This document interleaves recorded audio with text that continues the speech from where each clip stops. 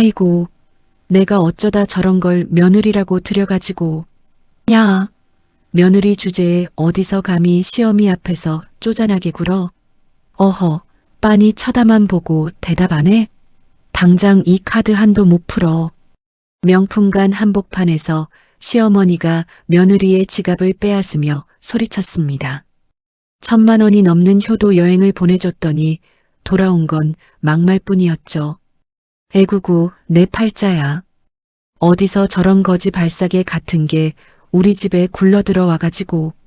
시어미가 가방 하나 산다는데 그걸 벌벌 떨면서 아까워해? 에라이, 돈 아까워하는 천박한 년 같으니라고. 당장 결제 안 하고 뭐해? 며느리는 고개를 푹 숙인 채 조용히 미소를 지었습니다. 네, 어머님. 제가 없이 자라서요. 어머님 말씀대로 참 천박했네요. 제가 너무 천박해서 그 비싼 가방은 못 사드리겠네요. 그리고요. 그럼 어머님 돈으로 직접 표 끊어서 돌아오세요. 저는 먼저 가보겠습니다. 수고하세요.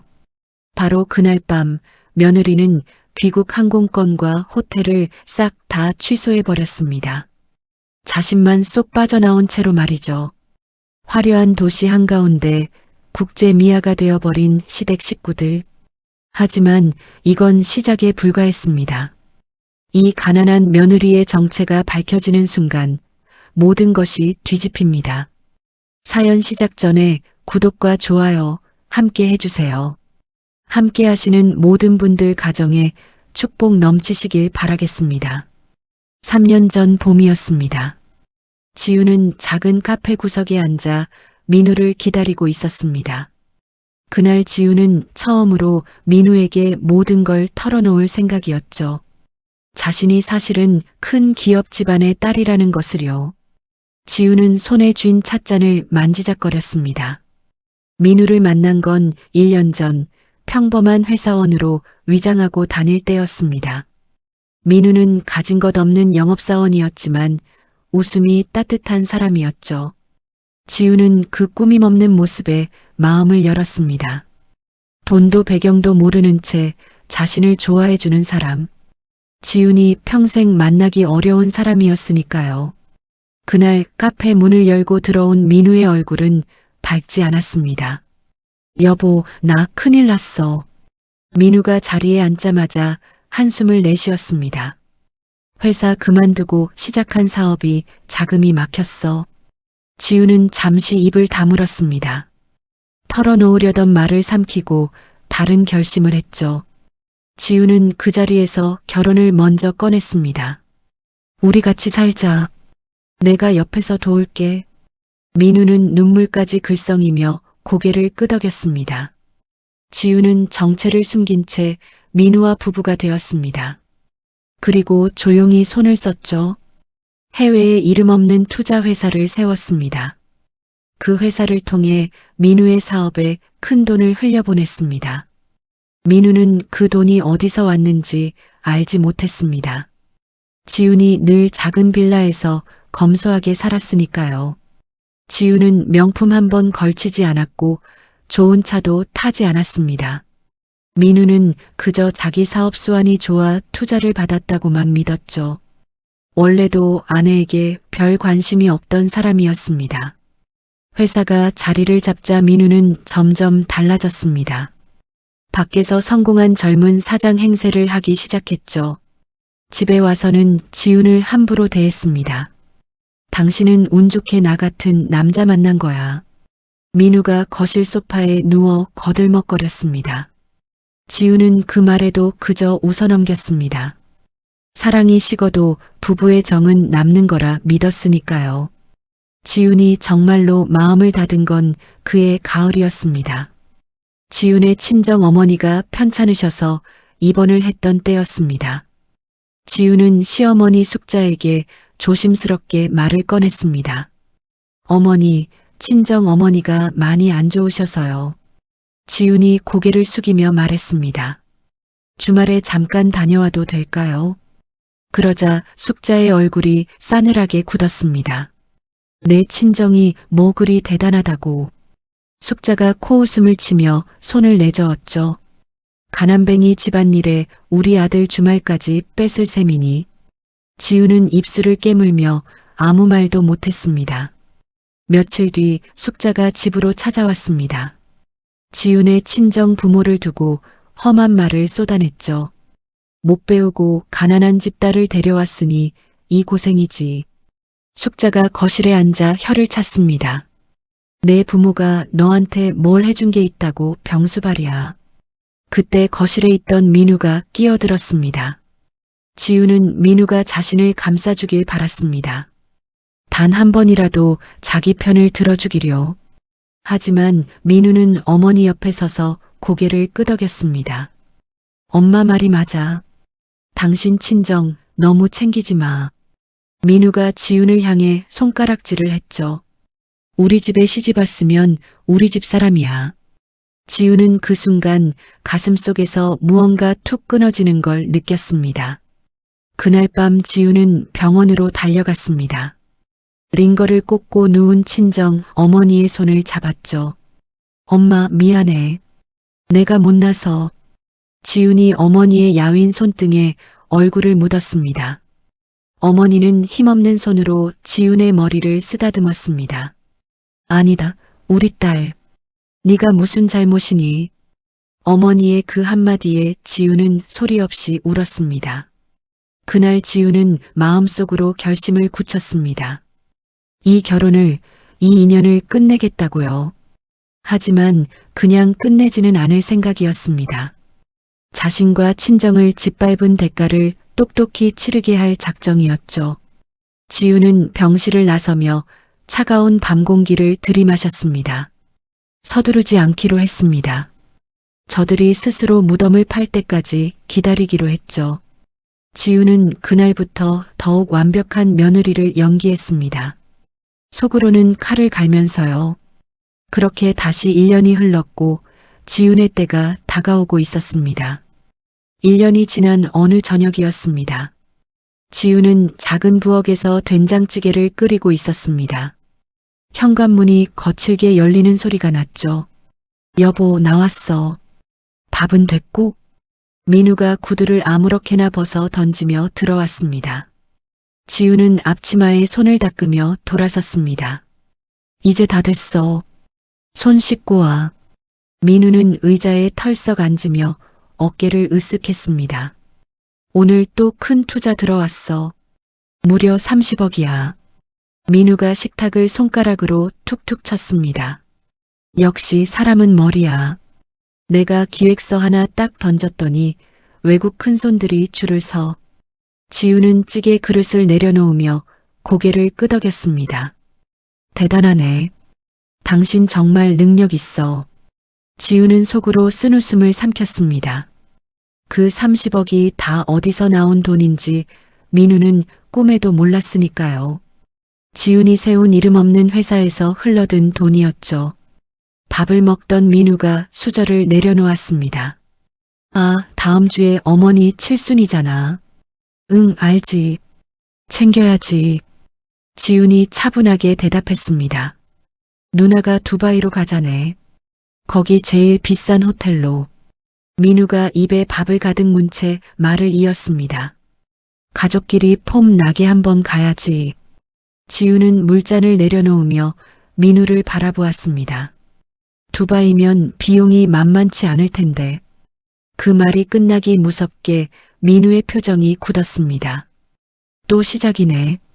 돈. 민우가 수저로 밥상을 탁 내리쳤죠. 내가 회사 자금 묶여 있다고 했지. 그건 당신이 알아서 해. 민우가 손가락으로 지훈을 가리켰습니다. 친정에 손을 벌리든 빚을 내든 칠순 비용은 당신이 다 마련해. 또 친정 이야기였습니다. 지훈의 손끝이 잠깐 떨렸지만 곧 평온해졌습니다. 알았어. 내가 준비할게. 지훈이 천천히 고개를 숙였습니다. 민우는 그제야 만족스러운 듯 다시 밥을 퍼먹었죠. 그날 밤 민우가 코를 골며 잠든 사이였습니다. 지우는 거실 구석에 앉아 노트북을 켰습니다. 화면 불빛이 지훈의 얼굴을 차갑게 비추었죠. 지훈은 한참을 가만히 화면을 들여다보았습니다. 드디어 기다리던 때가 온 것이었습니다. 다음 날 아침 지훈은 한 사람을 비밀리에 만났습니다. 집안의 돈을 관리하는 담당자였죠. 지훈은 찻잔을 매만지며 입을 열었습니다. 이번 두바이 여행에서 나가는 모든 돈이 있어요. 그게 전부 민우 앞으로 빚이 되도록 만들어주세요. 담당자가 잠시 지훈의 눈치를 살폈습니다. 확실하신 겁니까? 한번 시작하면 되돌리기 어렵습니다. 되돌릴 생각 없어요. 지훈의 목소리가 얼음장처럼 가라앉았습니다. 3년이면 충분히 참았어요. 이번이 마지막이에요. 지훈은 곧바로 두바이의 그 호텔에 사람을 넣었습니다. 가장 높은 층방을 조용히 잡아두었죠. 현지에서 자신을 도울 사람들도 미리 손을 써두었습니다. 며칠 뒤 시어머니 숙자가 집으로 전화를 걸어왔습니다. 지훈은 휴대전화를 두 손으로 공손히 받쳐들었죠. 네, 어머니. 저예요. 수화기 너머로 숙자의 날카로운 목소리가 쏟아졌습니다. 너 이번에 가서 정신 똑바로 차려라. 네, 어머니. 우리 식구들 짐 다 네가 들고 시중도 네가 다 들어. 숙자가 콧소리를 섞어 빈정거렸습니다. 내 친정에서 그런 거라도 제대로 배웠는지 모르겠다만 또 친정을 들먹이는 말이었습니다. 지훈은 입술을 살짝 깨물었다가 평온하게 답했죠. 네, 어머니. 다 잘 챙기겠습니다. 전화를 끊은 지훈은 한동안 창밖을 바라보았습니다. 그러더니 책상 서랍에서 종이 한 장을 꺼냈죠. 값싼 숙소와 저가 항공권이 적힌 가짜 일정표였습니다. 지훈은 그것을 깔끔하게 출력해 봉투에 넣었습니다. 진짜 예약 내역은 따로 깊숙이 숨겨두었죠. 출국을 하루 앞둔 밤이었습니다. 지훈은 친정 어머니에게 전화를 걸었습니다. 이제는 건강을 되찾으신 어머니였죠. 엄마, 나 며칠 어디 좀 다녀올게. 지훈이 부드러운 목소리로 말했습니다. 갔다 와서 엄마랑 맛있는 거 먹으러 가자. 어머니는 영문도 모른 채 그저 웃으셨습니다. 그래, 우리 딸. 몸 조심하고. 지훈은 전화를 끊고 한동안 휴대전화를 손에 쥐고 있었습니다. 이 모든 게 끝나면 어머니께 다 말씀드릴 생각이었죠. 그동안 못한 효도를 다 하겠다고 마음먹었습니다. 지훈은 가방에 가짜 일정표 봉투를 넣었습니다. 그 옆에는 자신만 탈 전세기 표가 숨겨져 있었죠. 지훈은 가방을 닫으며 혼잣말처럼 중얼거렸습니다. 가시죠, 어머니. 두바이로. 지훈의 입가에 옅고 서늘한 미소가 번졌습니다. 창밖으로는 서울의 불빛이 차갑게 빛나고 있었죠. 두바이 국제공항 특별 입국장이었습니다. 비행기에서 내리자 붉은 카펫 위에 호텔 전용 차량이 대기하고 있었습니다. 숙자는 그것을 보고 환호성을 질렀죠. 어머, 저게 우리 거야, 우리 거. 숙자가 지훈의 등을 거칠게 밀치며 앞으로 나섰습니다. 비켜라, 내가 먼저 타야지. 숙자는 가장 좋은 자리를 차지하고 거만하게 앉았습니다. 차가 움직이자 숙자는 창밖의 관광객들을 향해 손을 흔들었죠. 호호, 저 사람들은 짐 들고 걷네. 우리는 이렇게 모셔지는데. 신우이 유진이 옆에서 휴대전화를 들고 깔깔 웃었습니다. 엄마, 이쪽 봐. 사진 찍게. 유진은 차 안에서 온갖 표정을 지으며 사진을 찍어댔습니다. 공항을 빠져나오자 검은 차량들이 줄지어 서 있었습니다. 흰 장갑을 낀 기사들이 허리를 숙여 인사했죠. 숙자와 유진은 입을 다물지 못했습니다. 세상에, 이게 다 우리 민우 덕이지. 숙자가 가슴을 쭉 펴며 으스댔습니다. 짐을 싣는데 숙자가 손가락으로 지훈을 불렀습니다. 얘, 너 뭐하니? 짐 다 네가 실어야지. 이 무거운 걸 어떻게 직원들한테 시키니? 네가 며느리잖아. 지우는 말없이 커다란 가방 5개를 끙끙대며 실었습니다. 기사들이 도와주려 했지만 숙자가 손을 내저으며 막았죠. 놔두세요. 우리 며느리가 할 일이에요. 지우는 이마에 땀이 맺힌 채 차의 구석진 자리에 몸을 우겨 넣었습니다. 그러고는 휴대전화를 꺼내 짧은 메시지를 보냈죠. 호텔 총지배인 타리크에게 도착을 알리는 신호였습니다. 창밖으로 화려한 도시의 불빛이 흘러갔습니다. 민우는 그 풍경을 보며 어깨를 으쓱했죠. 여기 건물들 다 비싸 보이지. 내가 마음만 먹으면 하나 사줄 수도 있어. 엄마, 누나 갖고 싶은 거 있으면 말만 해. 유진이 손뼉을 치며 좋아했습니다. 역시 우리 오빠가 최고야. 세계에서 가장 높다는 그 호텔에 도착했습니다. 번쩍이는 황금 기둥과 거대한 샹들리에가 일행을 맞았죠. 숙자는 로비를 둘러보며 콧대를 한껏 세웠습니다. 지나가던 외국인 손님들의 옷차림을 보고는 손가락질하며 비웃었죠. 어머, 저 사람들 차림새 좀 봐. 여기가 어떤 데인지 모르나 봐. 데스크로 다가가자 매니저가 화면을 보더니 눈빛이 달라졌습니다. 지훈의 이름을 알아보고 깍듯이 인사하려는 순간이었죠. 지훈이 재빨리 매니저에게 눈짓을 보냈습니다. 매니저는 곧바로 눈치를 채고 표정을 바꾸었습니다. 민우님 되십니까? 신분증 부탁드립니다. 매니저가 능청스럽게 민우에게 손을 내밀었죠. 민우는 우쭐한 얼굴로 신분증을 건넸습니다. 그래요. 내 이름으로 다 해놨을 텐데. 매니저는 데스크 아래에서 조용히 다른 카드를 그었습니다. 지훈의 한도 없는 검은색 카드였죠.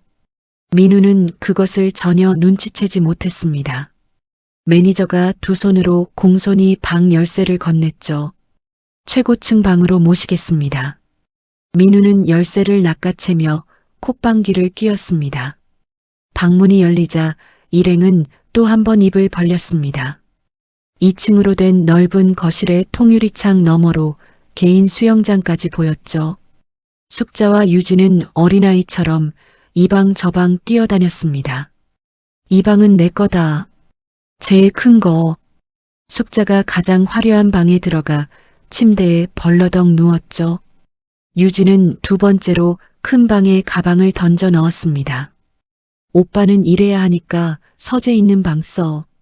민우까지 좋은 방을 차지하고 나자였습니다.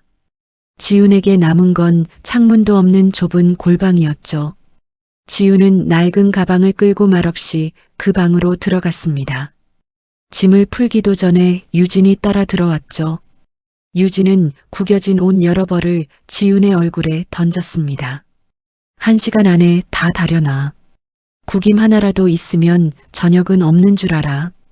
지훈은 옷을 주워들고 조용히 다리미를 켰습니다. 뜨거운 김이 지훈의 얼굴로 확 올라왔죠. 그 사이 민우는 비싼 술과 음식을 방으로 잔뜩 시켰습니다. 마사지사까지 불러놓고 거실에서 거들먹거렸죠.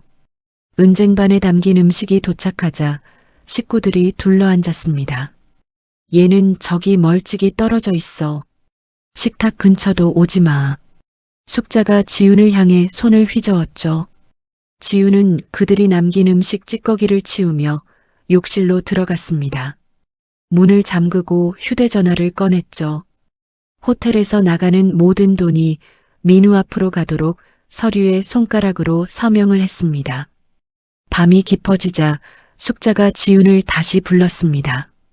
내일 아침 일찍 차 대기시켜놔. 쇼핑 갈 거니까. 유진도 메시지를 보내왔죠. 수천만 원어치 가방과 보석 목록이었습니다. 한도 막혀서 망신당하게 하면 한국 가서 가만 안 둘 거야. 가옷만 걸친 민우가 골방 문을 두드렸습니다. 내일 저녁에 사람들 만나야 하니까 현금 두둑하게 뽑아놔. 지우는 고개를 숙인 채 알겠다고 대답했죠. 식구들이 모두 잠들고 사방이 조용해졌습니다. 지우는 좁은 침대에 앉아 부르튼 발바닥을 만졌죠. 물집이 잡힌 발이 욱신거렸습니다. 지우는 창백한 화면 불빛 아래 다시 노트북을 열었습니다. 앞으로 벌어질 일들이 차곡차곡 정리되어 있었죠. 지우는 그것을 천천히 훑어보고는 조용히 눈을 감았습니다. 방 밖에서는 식구들의 웃음소리가 아직도 새어나오고 있었죠. 다음 날 아침 10시였습니다. 지훈이 새벽부터 대기시킨 고급 차량에 식구들이 올라탔습니다. 차는 두바이에서 가장 큰 쇼핑몰 앞에 멈춰섰죠. 명품관 입구에 들어서자마자 숙자가 진열장을 가리켰습니다. 유리창 너머에는 3천만 원짜리 가방이 놓여 있었죠. 예, 저거 들어가서 당장 사. 카드 꺼내고 숙자가 턱짓으로 지훈을 부렸습니다. 지훈이 직원에게 카드를 내밀어 결제를 마쳤죠. 그 모습을 보던 유진의 눈이 번뜩였습니다. 유진은 옆 보석 가게로 달려가 목걸이를 쓸어 담기 시작했죠. 이것도 저것도 다 포장해 주세요. 유진은 비싼 팔찌를 손목에 차보더니 지훈의 손을 가리켰습니다. 어머, 너 손 좀 봐. 그런 막리라는 손에는 가짜 반지도 아까워. 직원들이 보는 앞에서 유진이 깔깔 웃었죠. 지훈은 짐을 든 채 묵묵히 서 있었습니다. 질세라 민우도 시계가게로 들어갔습니다. 다이아몬드가 박힌 1억 원짜리 시계를 손목에 찼죠. 이걸로 하지. 역시 사업가는 시계가 받쳐줘야 해.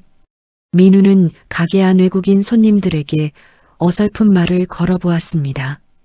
하지만 다들 거들떠보지도 않고 지나쳤죠. 민우의 얼굴이 살짝 굳었다가 직원이 계산서를 들고 오자 다시 펴졌습니다. 지우는 잠시 매니저에게 눈짓을 보냈습니다. 여기서 검은색 카드를 꺼내면 민우가 눈치챌 수 있었으니까요. 지훈의 신호를 받은 직원이 다른 단말기를 내밀었죠. 이건 호텔방으로 달아두겠습니다. 민우는 그 말을 듣고 어깨를 으쓱했습니다. 역시 호텔에서도 나를 알아본다니까. 무제한이래. 민우는 자랑스럽게 전자펜으로 서명을 휘갈겼죠. 시계값 1억 원이 고스란히 호텔 방값으로 넘어갔지만요. 민우는 그저 자기 신용이 좋아서라고만 믿었습니다. 유진은 양손에 들지도 못할 만큼 쇼핑백을 사들였죠. 그러고는 그것들을 모조리 지훈의 팔에 떠안겼습니다. 나 화장실 좀 갔다 올게. 여기서 짐 지키고 서 있어. 지훈은 산더미 같은 쇼핑백을 든 채 복도 구석에 섰습니다. 그때 멀리서 한 사람이 지훈을 알아보고 다가왔죠. 이곳 사업 파트너인 큰 회사의 회장이었습니다. 지훈이 날카로운 눈빛을 보내자 그는 곧 멈춰서서 돌아갔죠. 점심때가 되어 호텔 직영 식당에 자리를 잡았습니다. 식구들은 비싼 코스 요리를 시켰죠. 하지만 지훈에게는 물 한 잔도 권하지 않았습니다. 얘는 됐어요. 우리만 먹으면 돼. 숙자가 직원에게 손을 내저었죠. 식사 도중 숙자가 와인 잔을 일부러 기울였습니다. 붉은 와인이 지훈의 치마 위로 쏟아졌죠.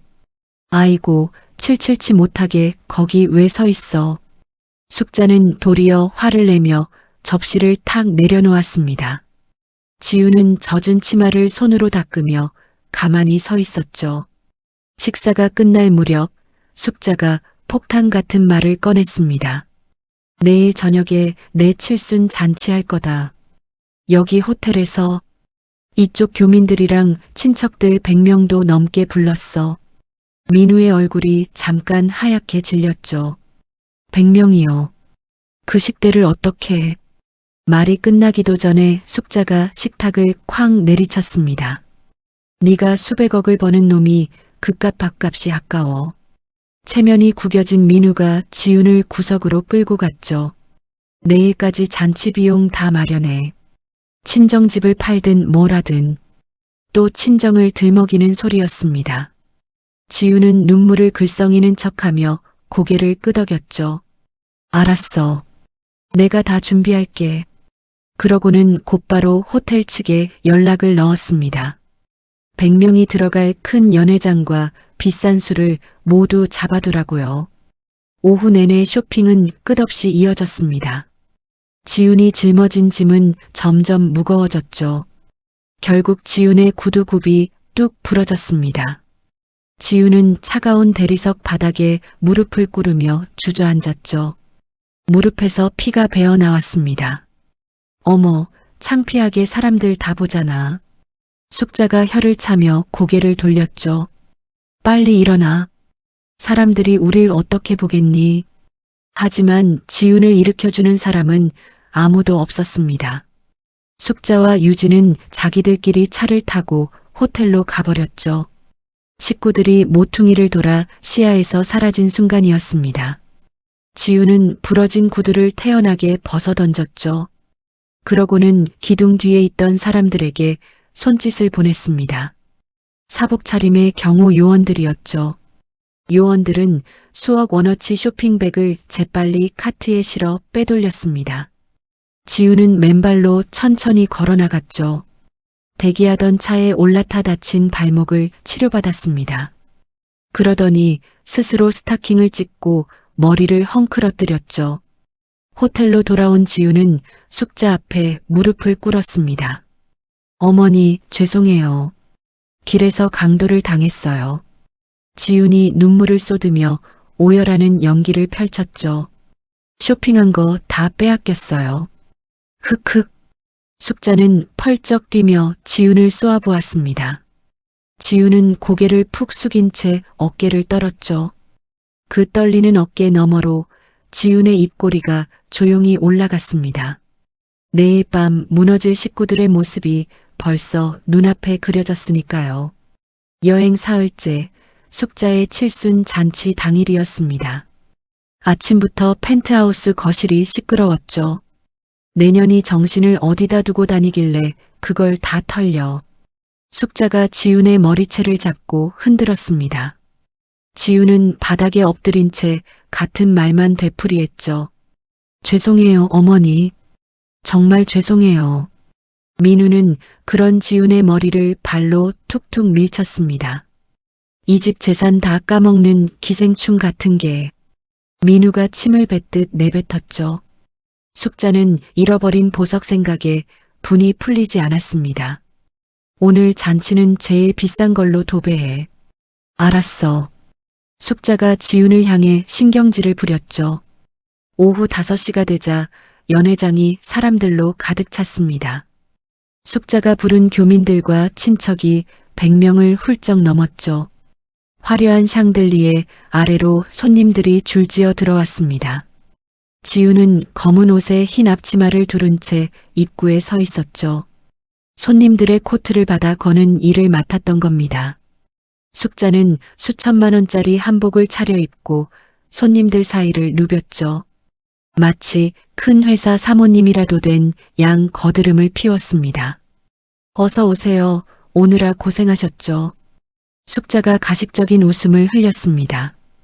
민우는 손님들에게 금태 두른 명함을 돌렸죠. 제가 한국 정보기술 업계를 좌지우지하는 사람입니다. 민우가 가슴을 쭉 펴며 떠벌렸습니다. 오늘 이 잔치 비용은 제가 다 현금으로 미리 냈어요. 물론 새빨간 거짓말이었죠.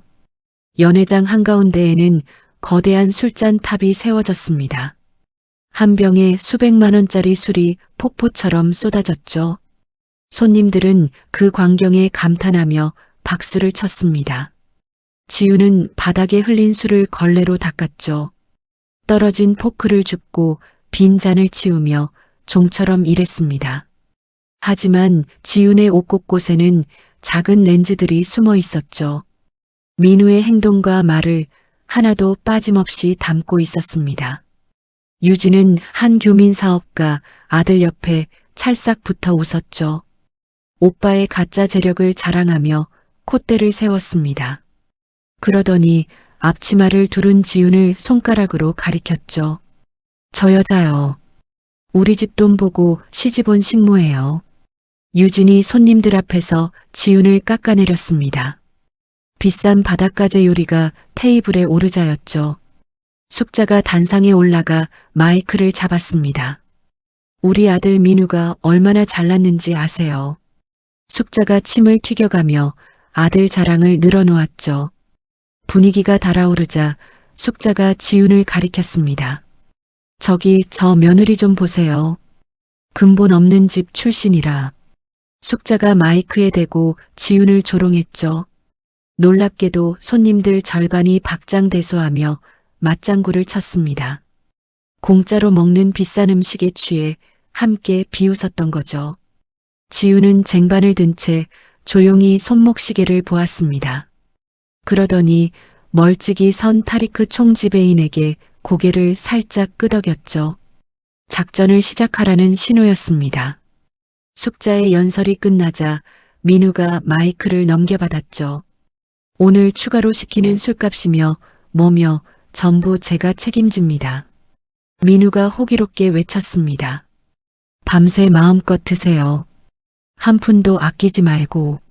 지훈은 가슴에 단 작은 렌즈의 각도를 슬쩍 맞췄죠. 민우가 100명 앞에서 스스로 책임지겠다 말하는 순간이었습니다. 그 결정적인 장면이 또렷하게 담겼죠. 민우의 말이 끝나기 무섭게 손님들이 술을 마구 시켰습니다. 비싼 양주와 시가를 경쟁하듯 주문했죠. 계산 화면에 찍히는 금액이 무서운 속도로 올라갔습니다. 지훈의 지시를 받은 직원들은 가장 비싼 술부터 꺼냈죠. 민우의 자리에는 영수증이 차곡차곡 쌓여갔습니다. 지훈은 혼란한 틈을 타 주방 쪽으로 빠져나갔죠. 타리크에게 마지막 신호를 보냈습니다. 타리크는 곧바로 전산실에 연락을 넣었죠. 방과 연회장에 연결된 지훈의 카드를 풀어버리라고요. 다시 연회장으로 돌아온 지훈이 서빙 카트를 밀었습니다. 그러다 일부러 유진의 의자에 카트를 3개 부딪혔죠. 쨍그랑. 비싼 잔 10여 개가 바닥에 와르르 떨어져 깨졌습니다. 귀를 찢는 소리에 음악이 뚝 멈췄죠. 100명의 시선이 일제히 한 곳으로 쏠렸습니다. 숙자의 얼굴이 시뻘겋게 일그러졌죠. 숙자가 하이힐 소리를 내며 지훈에게 성큼성큼 다가왔습니다. 이 칠칠치 못한 것이 오늘 같은 날에. 민우도 마시던 잔을 던지며 다가왔죠. 사람 구실 하나 제대로 못하는 벌레 같은 게. 유진은 자기 옷에 술이 튀었다며 바닥을 구르며 비명을 질렀습니다. 아, 내 옷 어떡해. 이거 얼마짜린데. 손님들은 포크를 내려놓고 수군거렸죠. 몇몇 젊은 손님들은 휴대전화를 꺼내 그 장면을 찍기 시작했습니다. 며느리가 짐승처럼 핍박당하는 모습을요.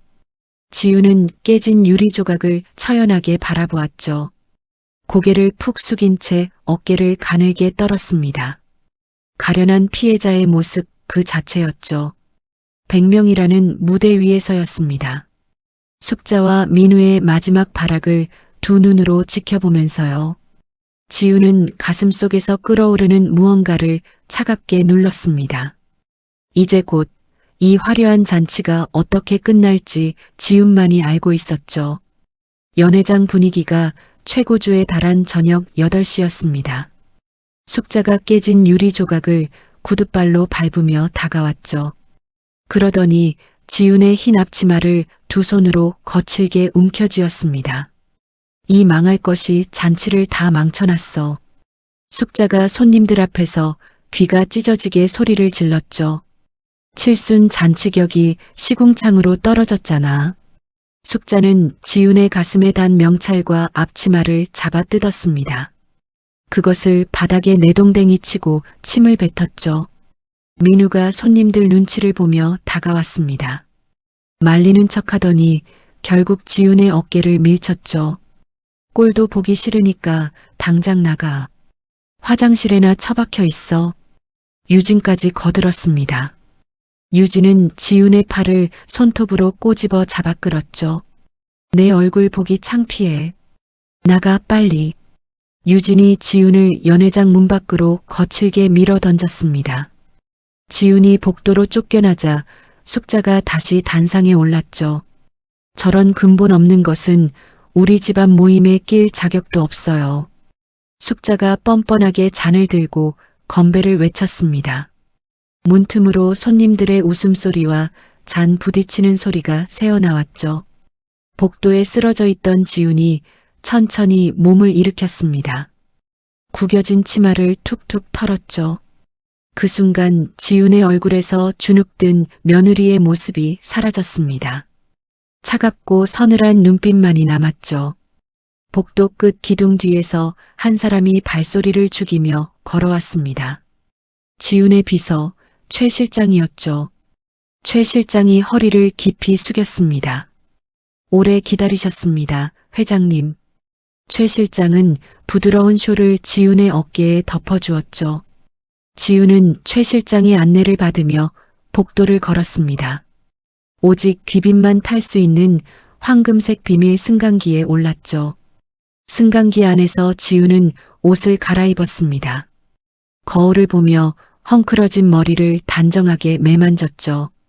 후계자다운 기품 있는 모습으로 돌아왔습니다. 승강기가 올라가는 짧은 시간 동안이었죠. 지훈은 작은 화면을 켜고 손가락을 움직였습니다. 식구들의 귀국 비행기표와 차량 예약을 모두 취소했죠. 단추 하나로 깔끔하게 날려버렸습니다. 꼭대기층 사무실에 도착하자 타리크가 직원들과 도열해 있었죠. 모두 허리를 깊이 숙여 진짜 귀빈을 맞았습니다. 이쪽으로 모시겠습니다, 회장님. 타리크가 따뜻한 차를 크리스탈 잔에 따라 올렸죠. 타리크는 벽면의 큰 화면을 지훈 쪽으로 돌렸습니다. 화면에는 연회장이 비치고 있었죠. 지금도 손님들이 계속 비싼 술을 시키고 있습니다. 타리크가 올라가는 금액을 가리켰습니다. 이미 1억 원을 넘어섰습니다. 지훈은 만족스러운 미소를 지으며 찻잔을 들었죠. 타리크가 두꺼운 서류 한 장을 내밀었습니다. 지금부터 연회장에서 나오는 모든 비용에 대해서요. 지훈의 책임을 완전히 거두는 서류였죠. 지훈은 망설임 없이 만년필로 서명을 했습니다. 그 서명이 호텔 전산망에 들어가는 순간이었죠. 민우 이름으로 묶여있던 무제한 한도가 붉은 경고와 함께 사라졌습니다. 이제 그 거대한 빚은 오롯이 민우의 몫이 되었죠. 지훈은 차를 한 모금 마신 뒤 입을 열었습니다. 방에 남은 저 사람들 짐 전부 밖에다 내놓으세요. 지훈이 차분하게 지시했죠. 로비 뒷골목 쓰레기통 옆에다요. 타리크는 곧바로 무전기에 대고 지시를 내렸습니다. 손님들이 돌아와 항의해도 절대 들이지 마세요.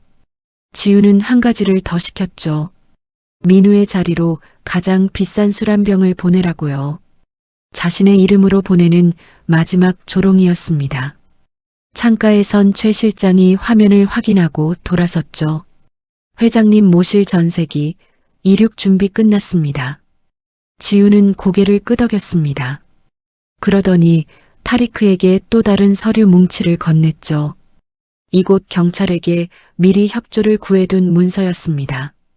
민우 카드가 막히는 즉시 경찰이 오도록 해두었어요. 지훈이 시간까지 분 단위로 맞춰 일러두었죠. 마지막으로 지훈은 자기 휴대전화에서 칩을 빼냈습니다.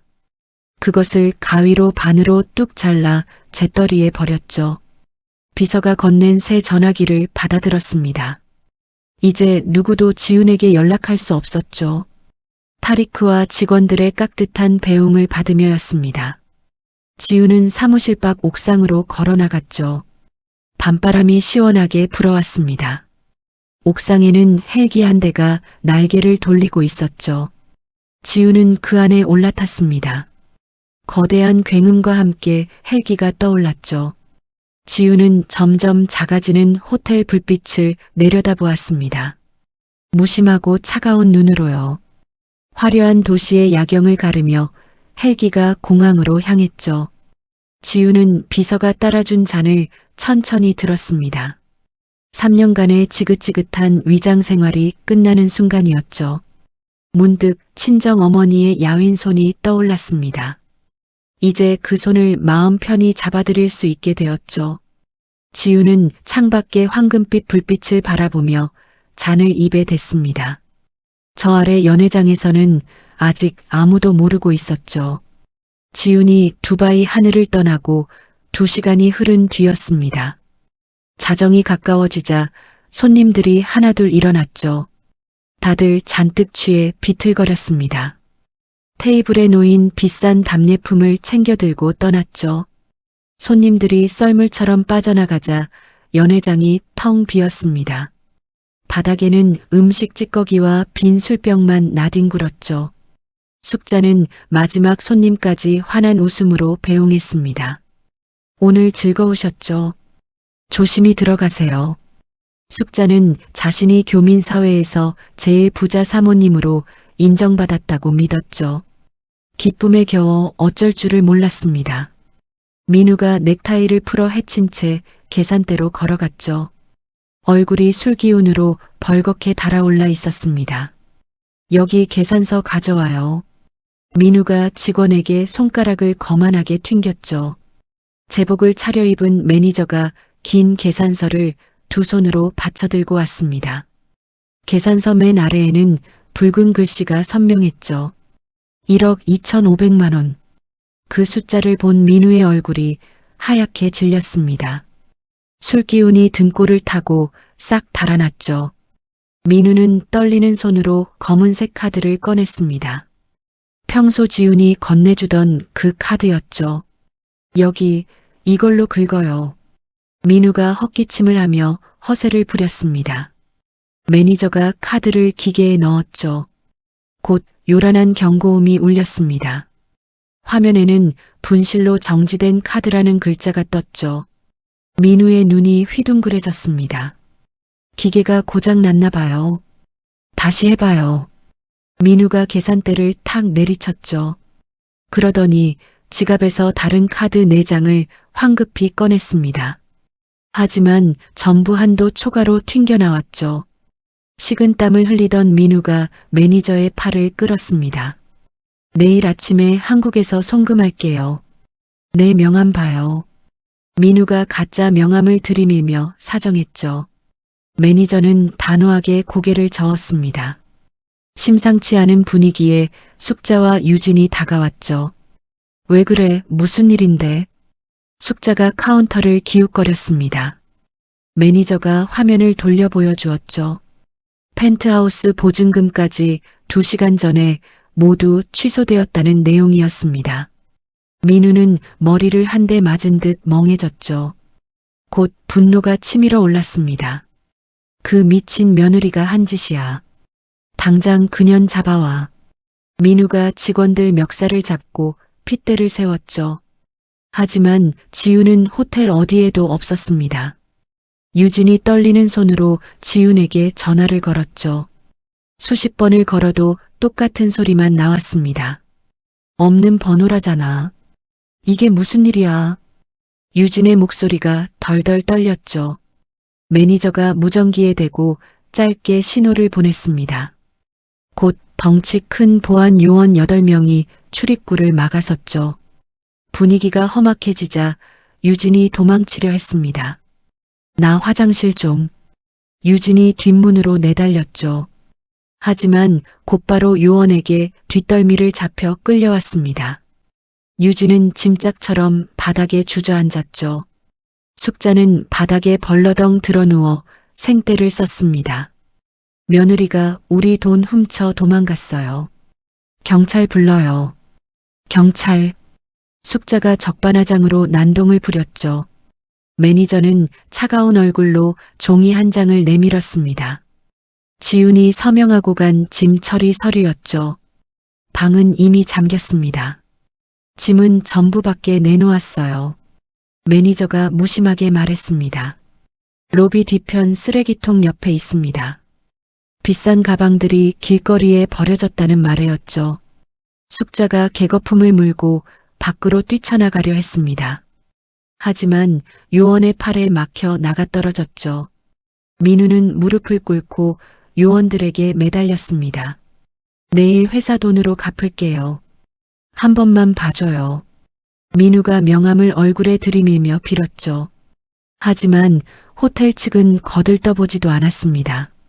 한편 아시아 하늘을 날던 지우는 잔을 들고 있었죠. 작은 화면으로 연회장 모습을 보고 있었습니다. 머리를 쥐어뜯으며 우는 민우. 화장이 번진 채 울부짖는 숙자. 그 모습이 화면에 가득 찼죠. 지훈의 입가에 짙은 미소가 번졌습니다. 타리크는 통제실에서 그 광경을 끝까지 지켜보았죠. 그러더니 책상 위 전화기를 집어들었습니다. 경찰서로 직접 연락을 넣었죠. 여기 호텔에서 1억 넘는 돈을 안 내고 도망치려는 손님들이 있어요.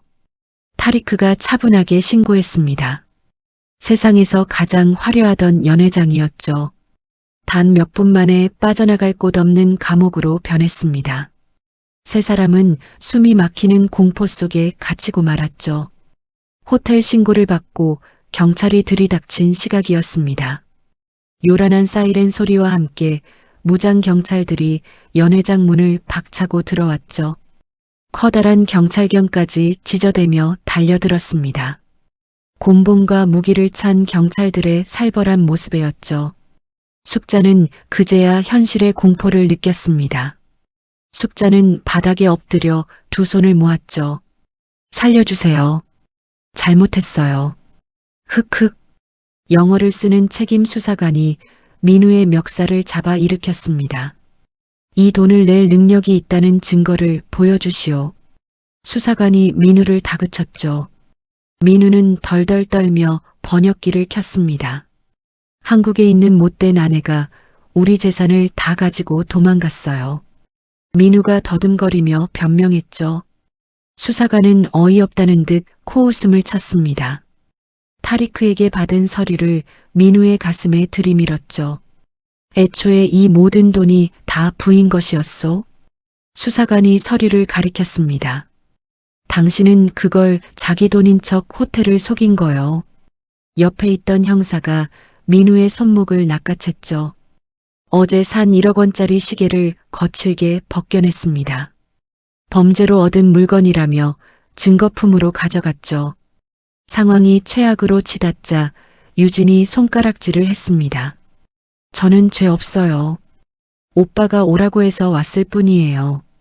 유진이 오빠와 엄마를 가리켰죠. 다 저 사람들이 시킨 거예요. 피부치를 팔아넘기는 추악한 모습이었습니다.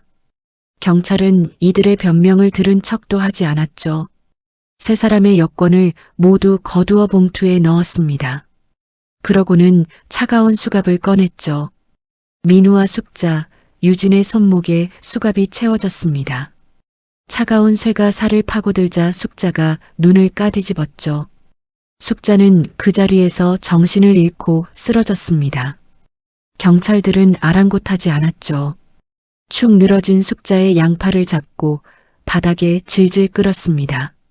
세 사람이 로비로 끌려 나오는 동안이었죠. 조금 전 굽신거리던 교민 손님들이 아직 남아 있었습니다. 그들은 이 광경을 휴대전화로 찍어대기 시작했죠. 세상에, 저게 그 부자 가족이래. 손님들이 수군거리며 영상을 찍었습니다. 민우는 수갑찬 손으로 얼굴을 가리려 발버둥 쳤죠. 제발 대사관에 연락 좀 하게 해줘요. 민우가 절규했지만 요원들은 그의 입을 막았죠. 호송차로 끌려 나온 유진의 눈앞이었습니다. 쓰레기통 옆에 버려진 명품 가방들이 보였죠. 거리의 불황자들이 그것을 마구 뒤지고 있었습니다. 수천만 원짜리 가방들이 찢기고 사라졌죠. 유진은 머리를 차창에 박으며 비명을 질렀습니다. 내 가방 안 돼. 하지만 호송차는 매정하게 출발했죠.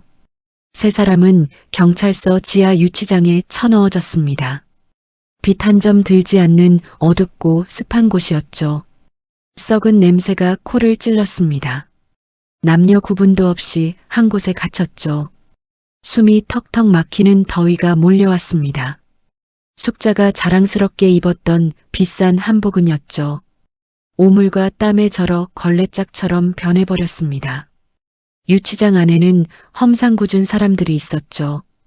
온몸에 문신을 한 덩치들이 세 사람을 둘러쌌습니다. 새로 들어온 동양인 가족을 위협적으로 노려보았죠. 민우가 철창을 붙잡고 교도관에게 매달렸습니다. 대사관에 연락해줘요. 민우가 목이 쉬도록 외쳤죠. 교도관은 곤봉으로 철창을 쾅 내리쳤습니다. 민우는 그 소리에 놀라 바닥에 주저앉았죠. 문신한 사람들이 이빨을 드러내며 다가왔습니다. 민우의 비싼 구두와 벨트를 강제로 벗겨갔죠. 발길질까지 하며 조롱했습니다. 시간이 지나자 가족끼리 서로를 향해 악을 썼죠. 오빠 허풍 때문에 이게 무슨 꼴이야. 유진이 민우를 향해 소리쳤습니다. 내년이 엄마 칠순을 망쳐서 이렇게 된 거야. 숙자가 유진의 머리채를 잡았죠. 더러운 바닥에서 가족끼리 뒹굴며 싸웠습니다. 다른 수감자들이 휘파람을 불며 구경했죠. 세 사람의 자존심은 바닥까지 떨어졌습니다. 코피를 흘린 숙자가 창살을 붙잡고 빌었죠. 제발 살려주세요. 한국으로 보내주세요. 숙자가 지나가는 교도관 바지를 붙잡았습니다. 돌아오는 건 시끄럽다는 호통뿐이었죠. 밤이 깊어지자 세 사람은 배고픔을 참지 못했습니다. 바닥에 떨어진 딱딱한 빵 조각을 주워 먹었죠. 뜨거운 눈물이 빵 위로 떨어졌습니다. 민우는 구석에 웅크려 앉았죠. 지훈이 말없이 베풀었던 것들이 떠올랐습니다. 자신의 오만함으로 그 모든 걸 걷어찼다는 걸 그제야 깨달았죠. 하지만 1억 넘는 돈을 갚지 못하면이었습니다. 이 모래사막을 영영 벗어날 수 없었죠. 민우는 숨이 막혀 가슴을 움켜쥐었습니다. 작은 철창 밖으로 붉은 아침 해가 떠올랐죠. 세 사람의 기약 없는 수감 생활이 시작되었습니다. 누구의 동정도 받지 못한 채로요. 지옥 같은 두바이의 밤이 지나고 다음 날 아침 8시였습니다. 인천공항 깊숙한 귀빈 활주로에 전세기 한 대가 내려앉았죠. 지훈이 한국에서의 통쾌한 아침을 맞이하는 순간이었습니다. 수십 명의 경호원과 검은 차량들이 지훈을 둘러쌌죠. 지훈은 곧장 강남 한복판의 회사 본사로 향했습니다. 수백 명의 직원이 고개를 숙이는 가운데였죠. 지훈은 최상층 회장실로 당당하게 들어섰습니다. 초라했던 며느리의 모습은 어디에도 없었죠. 지훈은 그룹의 진짜 후계자로 돌아왔습니다. 임원들이 아침 보고를 올렸죠. 지훈은 첫 번째 지시를 내렸습니다. 민우가 대표로 있던 그 회사 말이에요. 지훈이 차갑게 입을 열었죠. 사실 우리 그룹 돈으로 세운 껍데기 회사였어요. 오늘자로 자금을 전부 끊고 정리하세요. 지훈의 말에 회사는 하루아침에 사라졌습니다. 이 소식을 들은 다른 투자자들이 들끓었죠. 자신들이 사기꾼에게 속았다는 걸 깨달았습니다. 두바이에 갇힌 민우를 상대로 줄줄이 고소장을 냈죠. 이어 지훈은 현지 소식을 보고받았습니다. 민우 일가가 무거운 처벌을 피할 수 없게 되었다는 내용이었죠. 지훈은 잠시 창밖을 바라보았습니다. 한국에서 가는 어떤 도움도 그 사람들에게 닿지 않게 하세요. 지훈이 단호하게 못을 박았죠. 대기하던 변호사들이 서류를 책상에 펼쳐놓았습니다. 위자료 청구서와 이혼 서류였죠. 그동안 빼돌린 생활비를 돌려받는 서류도 있었습니다. 지훈은 망설임 없이 만년필로 서명을 휘갈겼죠. 민우 앞으로 남은 전세 보증금까지 묶어버렸습니다. 이제 민우가 한국으로 돌아올 길은 완전히 막혔죠. 한편 두바이의 뜨거운 감옥에서였습니다. 경찰이 민우에게 단 한 번의 전화를 허락했죠. 민우는 피투성이 손가락으로 지훈의 번호를 눌렀습니다. 회장실 스피커로 연결음이 무겁게 울렸죠. 지훈은 가죽 소파에 다리를 꼬고 앉아 있었습니다. 여유롭게 통화 버튼을 눌렀죠. 수화기 너머로 민우의 울음소리가 터져 나왔습니다. 여보, 제발. 호텔비만 갚아서 빼내줘. 민우가 목이 쉰 채 애원했죠. 한국 가면 평생 당신 종처럼 살게. 뭐든 다 할게. 비굴한 목소리가 방 안을 가득 채웠습니다. 옆에서 숙자가 수화기를 빼앗았죠. 아가, 내가 미쳤다. 내가 죽을 죄를 졌어. 숙자가 짐승처럼 울부짖었습니다. 지우는 그 말에 잠시 눈을 감았죠. 문득 친정 어머니를 향해 험한 말을 쏟아내던 그날이 떠올랐습니다. 가난뱅이 집안이라며 비웃던 숙자의 목소리였죠. 지우는 천천히 눈을 떴습니다. 가슴속에 남아있던 마지막 미련 한 조각이 사라졌죠. 지우는 차분하게 입을 열었습니다. 어머니, 저 가난한 친정 기억하세요. 지훈의 목소리는 얼음장 같았죠. 그 집 딸이 어머니를 그 감옥에 넣은 거예요. 수화기 너머가 잠시 조용해졌습니다. 곧 숙자의 숨 넘어가는 비명이 터져 나왔죠. 유진도 끼어들어 울먹였습니다. 옳게 저만이라도 한국 가게 해주세요. 유진이 추하게 매달렸죠. 지우는 그들의 절규를 가만히 듣고 있었습니다. 마치 옛날 음악을 듣듯 차분했죠. 그렇게 천박하다던 며느리는 이제 빠져드릴게요. 지훈이 마지막 말을 남겼습니다. 그 모래사막에서 당신들 수준에 맞게 잘 사세요. 민우의 비명이 수화기 너머로 이어졌죠. 여보, 끊지 마. 제발. 바로 그 순간 지우는 통화 종료 버튼을 눌렀습니다. 그러고는 그 번호를 영영 막아버렸죠. 마지막 동아줄이 끊긴 감옥 안이었습니다. 민우는 수화기를 붙잡고 미친 사람처럼 소리를 질렀죠. 철창에 머리를 박다 경찰에게 제압당해 쓰러졌습니다. 숙자는 다시 거품을 물고 바닥에 꼬꾸라졌죠. 지우는 변호사들에게 손짓을 보냈습니다. 이제 절차대로 진행하세요. 지훈이 차분하게 지시했죠. 전산팀에는 또 다른 명령을 내렸습니다. 시댁 식구들과 연결된 모든 기록을 지우라고요.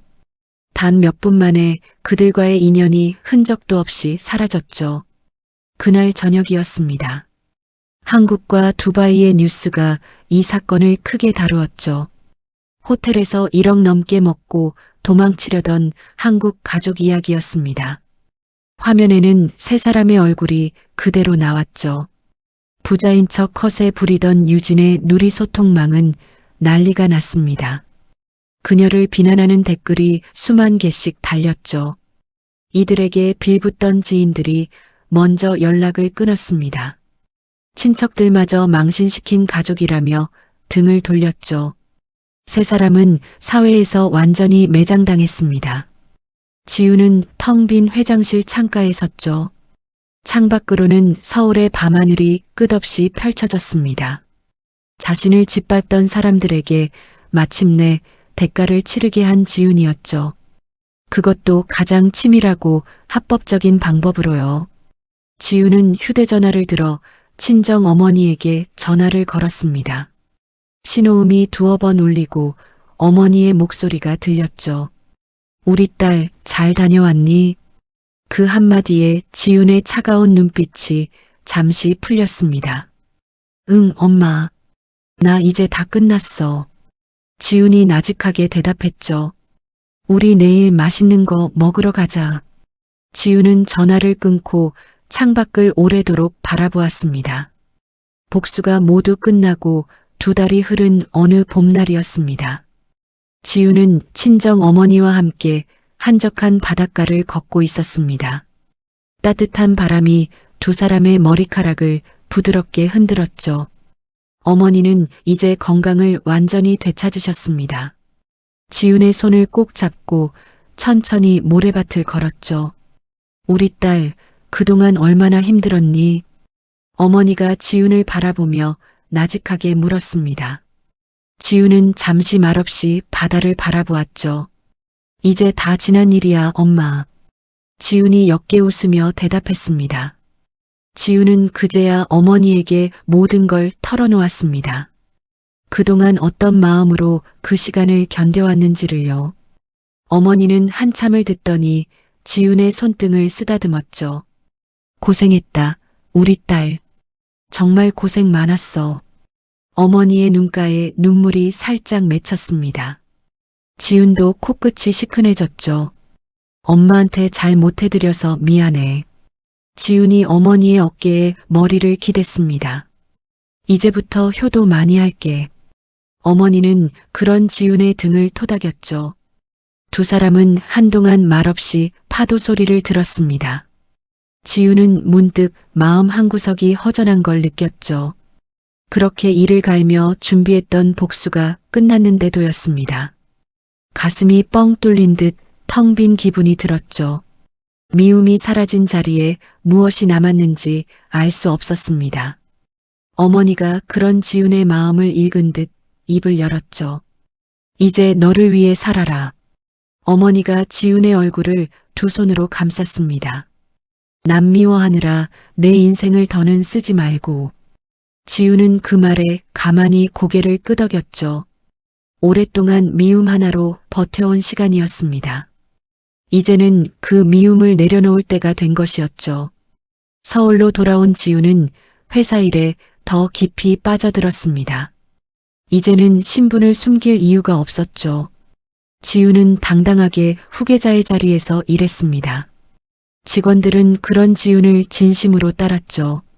차갑지만 공정한 사람이라는 걸 알았으니까요. 어느 날 지훈에게 한 통의 소식이 전해졌습니다.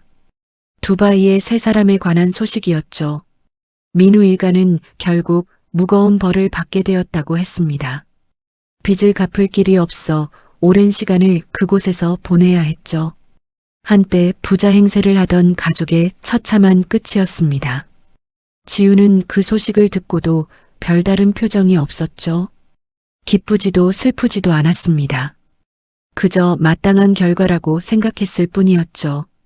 지훈은 보고서를 덮고 창밖을 바라보았습니다. 이제 그 사람들은 지훈의 마음에서 완전히 지워졌죠. 미움조차 남지 않은 자리였습니다. 그날 저녁 지훈은 일찍 회사를 나섰습니다. 오랜만에 어머니와 저녁 약속이 있었으니까요. 지훈은 직접 차를 몰고 친정으로 향했죠. 어머니는 대문 앞에서 지훈을 기다리고 있었습니다. 우리 딸 왔구나. 어서 들어와. 어머니가 환하게 웃으며 지훈을 맞았죠. 집안에는 지훈이 좋아하는 음식 냄새가 가득했습니다. 어머니가 하루 종일 준비한 밥상이었죠. 지훈은 오랜만에 따뜻한 집밥을 마주했습니다. 된장찌개에서 김이 모락모락 올라왔죠. 많이 먹어라. 우리 딸 얼굴이 반쪽이 됐네. 어머니가 지훈의 밥그릇에 반찬을 올려주었습니다. 지훈은 그 정성에 가슴이 뭉클해졌죠. 화려한 호텔의 그 어떤 음식보다 따뜻한 밥상이었습니다. 지훈은 천천히 밥을 떠먹으며 웃었죠. 엄마, 정말 맛있어. 지훈의 진심 어린 한마디에 어머니도 환하게 웃었습니다. 두 사람은 도란도란 이야기를 나누며 저녁을 먹었죠. 오래도록 나누지 못한 평범한 행복이었습니다. 지훈은 비로소 알 것 같았죠. 자신이 진짜로 되찾고 싶었던 게 무엇이었는지를요. 그건 거대한 부도, 통쾌한 복수도 아니었습니다. 이렇게 어머니와 마주 앉아 밥을 먹는 평범한 저녁이었죠. 지훈의 입가에 오랜만에 편안한 미소가 번졌습니다. 차가운 사냥꾼의 미소가 아니었죠. 따뜻하고 평온한 한 사람의 딸이 짓는 미소였습니다.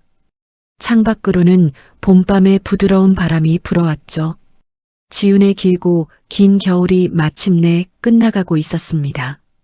지훈의 이야기는 우리에게 조용한 질문 하나를 남깁니다. 누군가를 함부로 짓밟는 사람은 정작 자기 앞에 앉은 그 사람이 어떤 사람인지 끝까지 알지 못한다는 것입니다. 지훈은 가진 것을 자랑하지 않았고 모욕 앞에서도 함부로 무너지지 않았습니다. 오히려 가장 낮은 자리에서 묵묵히 견디며 자신의 때를 기다렸죠. 그리고 마침내 모든 것을 제자리로 돌려놓았습니다. 하지만 지훈이 진짜로 되찾고 싶었던 건 거대한 부도, 통쾌한 복수도 아니었습니다. 어머니와 마주 앉아 따뜻한 밥 한 끼 나누는 그 평범한 저녁이었죠. 사람을 대할 때 그 사람의 겉모습만 보고 함부로 굴어서는 안 됩니다. 오늘 내가 무시한 그 사람이 내일 내 운명을 쥐고 있을지도 모를 일이니까요. 따뜻한 말 한마디, 작은 존중 하나가 결국 나를 지키는 길입니다. 오늘의 이야기는 여기까지입니다. 여러분은 지금 어디에서 이 이야기를 듣고 계신가요? 이야기를 끝까지 함께 해주셨다면 댓글에 듣고 계신 지역과 잘 들었어요. 로 여러분의 흔적을 남겨주세요. 아직 구독하지 않으셨다면 구독 버튼도 잊지 마시고요. 저는 다음 사연으로 다시 찾아뵙겠습니다. 감사합니다.